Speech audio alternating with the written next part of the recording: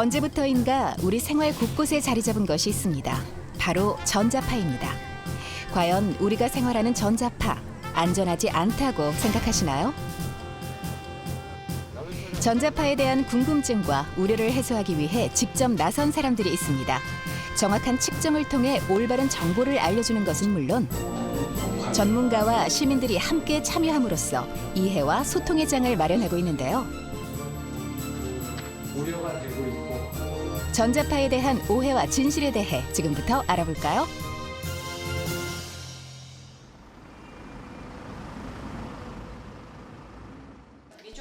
엄청난 전자파가 발생하지 않을까 걱정되는 곳이 있습니다. 바로 방송국입니다. 이 엄청난 장비들을 보세요. 전자파가 느껴지시나요? 오늘 장의 테이블의 분위기를 짚어보겠습니다. 두 아이의 엄마이기도 한 권미란 앵커가 매일 확인하는 정보가 있습니다. 바로 인터넷에 떠도는 전자파에 대한 정보입니다. 지금도 제가 전자파에 얼마나 노출되어 있는지 궁금하고 또 그래서 그 전자파가 몸속에 들어왔을 때 어떤 작용을 하는지 궁금해요. 그리고 저보다도 아이들은 또 더 연약하니까. 전자파는 우리가 흔히 떠올리는 TV, 휴대전화, 전자레인지 같은 전자제품은 물론 적외선, 가시광선, 자외선, X선 등도 포함됩니다. 우리가 사는 세상은 다양한 종류의 전자파로 가득 차 있다고 해도 과언이 아닌데요. 언제부터인가 미세먼지와 더불어 전자파는 우리를 공포에 떨게 하고 있습니다. 어린 자녀가 있는 집일수록 예민할 수밖에 없는데요. 네. 동우야, 너 전자파가 뭔지 알아? 몰라? 빛? 빛? 들어본 적 있는데 전자파 통하면 몸에 안 좋은 거? 들어본 적 있어? 네. 하는 게 전자파 TV에 가까이 가면 통한다고. 아, 할머니가 아, 전자파 통하고 눈 나빠진다고? 네. 일반 가정집에 얼마나 많은 전자제품이 있을까요? TV, 냉장고, 세탁기, PC, 공기청정기 등을 포함해서 적어도 20개가 넘습니다. 주변에는 사실 뭐 컴퓨터 작업 많이 하시는 분들은 뭐 딸 낳는다 주로 그런 얘기 많이 하시잖아요. 그래서 나는 꼭 아들을 낳고 싶다 하시면 전자파를 차단하기 위해서 뭐 그런 거 있잖아요. 전자파 차단하는 패치 같은 거 컴퓨터나 휴대폰에 많이 이렇게 부착하시잖아요. 그래서 그거 진짜 하시는 분들도 주변에 계시거든요. 많은 분들이 전자파를 차단한다는 말에 현혹해서 구매해서 사용하시는데요. 사실 잘못된 상식입니다. 휴대전화는 전파를 이용해 작동하고 통화하는 기기입니다. 그런데 전자파가 차단되면 휴대폰은 제 역할을 못합니다. 잘못된 정보에 불안해하는 사람들, 어떻게 하면 전자파에 대해 불안해하지 않을까요? 전자파 측정은 저희 연구원의 생활 속의 전자파 홈페이지에 들어오시게 되면 측정 신청이라는 부분이 있습니다. 국립전파연구원의 생활 속의 전자파 홈페이지를 통해 다양한 정보를 확인할 수 있습니다. 또한 제품에 대한 전자파의 수치가 궁금하시다면 직접 홈페이지에서 측정 요청을 할 수도 있습니다. 헤어드라이기를 비롯해 생활 속에 사용하는 제품들의 전자파 노출량을 측정하고 그 결과를 올바르게 알려줌으로써 국민들의 불안감을 해소시켜 나가고 있는데요. 이때 중요한 것이 있습니다. 전자파 인체 보호 기준을 만족하느냐 하는 것입니다. 지금 조격기하고 전기면도기하고 헤어드라이기를 이제 저희가 측정을 했는데요. 그 인체보호 저희 국내에서 우리나라에서 기준하고 인체보호 기준 대비 약 한 1%에서 뭐 10% 이내로 낮게 수치가 나왔고요. 그 중에 가장 높게 나온 거는 이제 조격기가 약 한 9%에서 10% 정도가 나왔는데요. 이거는 일부러 열을 발생시키고 그다음에 사람에 좀 더 근접했을 수 있는 적외선 이런 것들 사용하기 때문에 조금 더 상대적으로 높게 나왔지만 저희 우리나라 인체보호 기준 대비에는 좀 낮게 측정이 되었습니다. 수많은 제품 중에서 사람들이 가장 많은 관심을 갖는 것은 휴대전화입니다. 평소 많이 사용하고 또 직접 얼굴에 대고 통화를 하기 때문인데요. 전자파 얼마나 발생할까를 가장 많이 궁금해합니다. 이게 이제 휴대폰의 위치라고 보시면 됩니다. 그래서 하단 쪽에 이렇게 전자파가 발생하는 이유는 이제 보통 대부분의 휴대폰이 이제 이 아래쪽에 안테나가 있어서 이제 전자파가 이렇게 발생이 되고요. 이제 밝은 곳일수록 전자파가 강하게 발생된다고 이제 그림으로 확인할 수가 있는데 이때 측정값은 약 0.04 와트 per 킬로그램인데 우리나라에서는 인체 보호 기준을 1.6 와트 퍼 킬로그램으로 정해놓고 있기 때문에 그 기준값보다는 굉장히 낮은 수치로 지금 나타내고 있습니다. 전자파가 나오는 제품들 또는 환경, 공간 이런 데서 정확한 전자파를 측정을 해서 알려줌으로 인해서 또 현명하게 회피할 수도 있고 또 거기를 인지함으로 인해서 또 스트레스나 이런 불안감으로부터 벗어날 수가 있습니다. 전자파로부터 인체를 보호하기 위해 과학기술정보통신부에서는 전자파 인체 보호 기준을 만들어 보호하고 있습니다. 전자파에 대한 안전성에 관해 혹시 모를 위험으로부터 좀 더 안전한 환경을 조성하기 위해 제도화한 건데요. 대부분 일상생활에서 쓰는 가전제품이나 휴대전화의 전자파 세기는 대부분 미약하여 기준을 만족한다면 크게 걱정할 필요가 없습니다. 전자파 유해 논란 속에 대규모 신축 아파트 단지에서는 이동통신 중계기 설치를 반대하는 일이 종종 생기곤 합니다. 이것 또한 입주민들의 의견이 갈리면서 오해를 풀기 위한 설명회가 개최됐습니다. 저희 입주민분들 중에서 그러니까 전자파로 인해서 피해를 본 적이 있다는 분도 계셨었고요.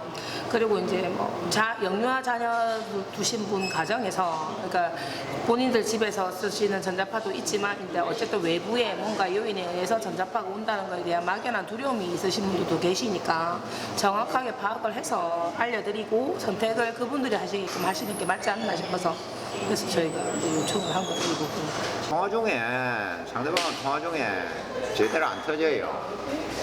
그 상대방이 왜 소리가 들렸다 안 들렸다 하는 모양인데 한참 말이 없어요. 그래 내가 자꾸 여보세요 여보세요 하면 됐다 안 됐다 하니까.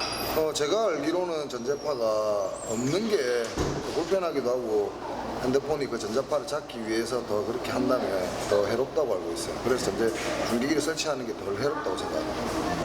오늘 같은 경우는 이제 중기에 설치되지 않은 곳이라서 설치를 원하시는 주민이 좀 많았고 또 반대하시는 주민들도 있었지만 저희가 또 막연하게 불안감을 가지신 분에 대해서 설명을 좀 해드려가지고 조금이나마 좀 오해를 풀 수 있고 또 이런 기회를 가질 수 있게 된 것 같습니다. 전자파에 대한 연구는 꾸준히 지속되고 있습니다. 일상생활에서 발생하는 전자파는 미약하여 인체에 영향이 없다고 하지만 미래의 잠재적인 위해 요인을 감안해 WHO 세계보건기구에서는 다양한 연구를 하고 있습니다. 특히 인체 영향에 대한 기준을 만드는 것이 중요한데 그 일을 맡고 계신 분의 이야기를 들어볼까요? My name is Eric van Rongen. I'm the chairman of the International Commission for Non-Ionizing Radiation Protection, ICNIRP. ICNIRP is an organization consisting of scientific experts that have no ties with the industry. We are a completely independent scientific organization. And the task of ICNIRP is to set exposure guidelines for exposure to non-ionizing radiation, electromagnetic fields. What we do is that we study the literature to see what kind of effects have been established from scientific knowledge, and we decide what kind of effects, kind of health effects should be prevented, and in order to prevent such health effects from occurring, we set the exposure limits, the exposure guidelines. The most important is the mitigate the risk perception of the general public.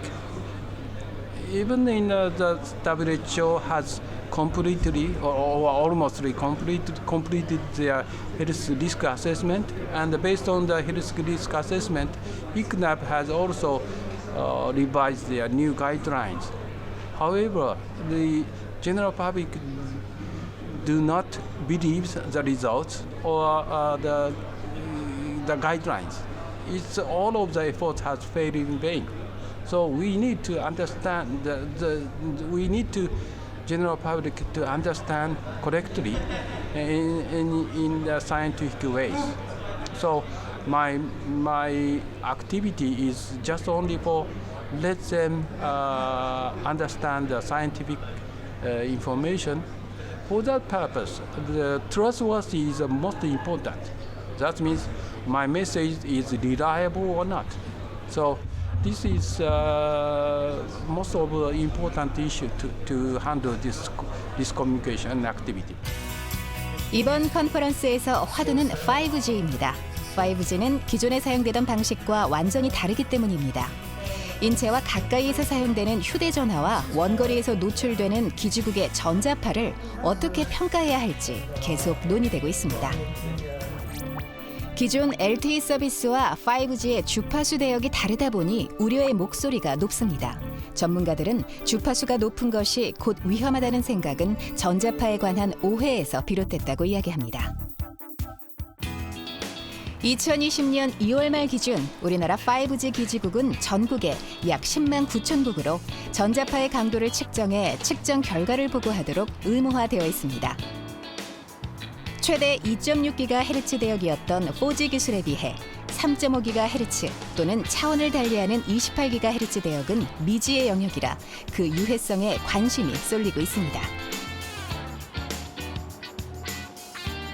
저 수많은 안테나 중에 붉게 표시된 부분이 5G 안테나입니다. 그동안 여러 측정 결과 5G 전자파 노출량은 인체 보호 기준 대비 매우 낮은 수준으로 나타났습니다. 현재 기준값 대비 한 7% 정도의 수준으로 나오고 있습니다. 기준값을 100%라고 쳤을 때 약 한 7% 정도 나오고 있습니다. 4G나 아니면 5G 중에서도 3.5GHz는 이제 침투 깊이가 상대적으로 28기가에 비해서 좀 깊거든요. 그래서 기존의 어떤 건강 영향에 대해서 내부 장기에 대한 영향을 주로 봤다면 28기가 같은 경우에는 침투 깊이가 굉장히 짧아서 오히려 건강 영양 측면에서는 덜 우려를 해도 되는 점이 있거든요. 그러니까 거의 피부 표면이라든지 안구라든지 그러니까 그런 표면에만 영향을 주지 내부에 있는 장기에는 거의 침투를 하지 못하는 특성이 있거든요. 그래서 그런 걸 아마 고려를 하면 조금 우려를 덜해도 되지 않을까. 그동안 5G 전자파의 인체 영향에 대해서 많은 말들이 있었는데 10GHz 이상에서의 전자파는 조직 내부로 침투하는 에너지가 매우 작으며 침투 깊이가 약 0.27cm 이하로 대부분 피부에서 흡수되는 것으로 밝혀졌습니다. 그러나 여전히 국민들은 불안해합니다. 아무리 안전하다고 말해도 믿지를 않습니다. 경험해보지 않은 새로운 기술에 대한 염려 때문일까요? 전자파에 대한 새로운 연구는 지금도 계속되고 있습니다.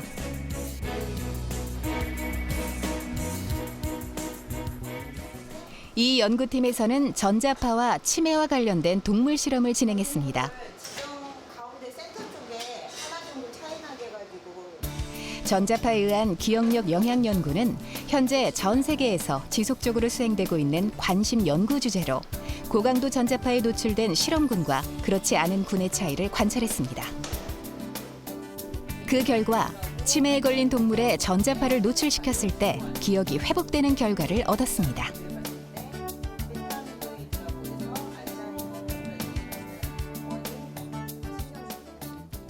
과거에 이제 예를 들면 저희가 알츠하이머병 같은 경우에는 이게 그러니까 tum을 유발하지 않느냐. 그런데 의외로 동물 실험을 해봤더니 그거보다는 오히려 더 좀 좋은 효과가 있을 수도 있겠다라고 하는 의외의 이제 발견을 한 거죠.